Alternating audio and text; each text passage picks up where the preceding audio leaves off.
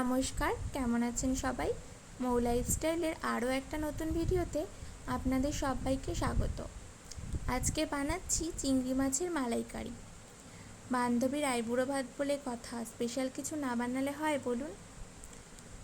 প্রথমেই আমি চিংড়ি মাছগুলোকে ভালো করে কেটে ধুয়ে ভাজতে দিয়েছি। আর এদিকে কিছুটা নারকেল কুড়িয়েছি, আর কিছুটা কোরানো যায়নি বলে ছোট ছোট করে কেটে একটা মিক্সিং জারের মধ্যে নিয়ে ভালো করে পেস্ট করে নিয়েছি। তারপরে একটা কাপড়ের মধ্যে সেই পেস্টটাকে দিয়ে ভালো করে চেপে চেপে নারকেলের দুধটা বার করে নিয়েছি। এবার চিংড়ি ভাজা হয়ে গেছে, চিংড়িগুলো নামিয়ে নিয়ে ওই কড়াইতেই দিয়ে দিচ্ছি ফোড়নের জন্য গোটা গরম মশলা, সাদা জিরে, তেজপাতা আর শুকনো লঙ্কা।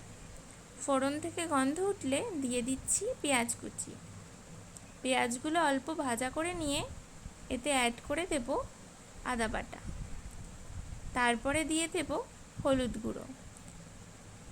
তারপর একে একে ধনে গুঁড়ো, জিরের গুঁড়ো আর কাশ্মীরি লঙ্কার গুঁড়ো সব অ্যাড করে দিয়ে ভালো করে কষিয়ে নেব।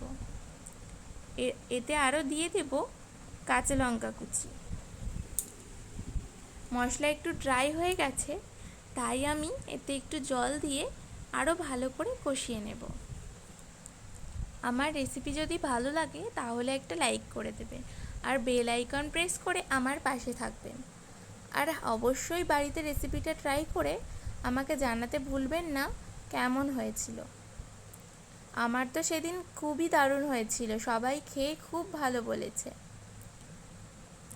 এবার মশলা কষে গেলে তাতে দিয়ে দেব আগে থেকে বের করে রাখা নারকেলের দুধ।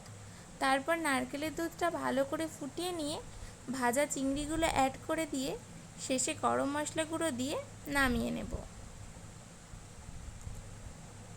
চিংড়ি মাছ ভাজা অ্যাড করাটা ভিডিও এডিটিংয়ে কেটে গেছে, তার জন্য আপনাদের সবার কাছে খুবই দুঃখিত আমি।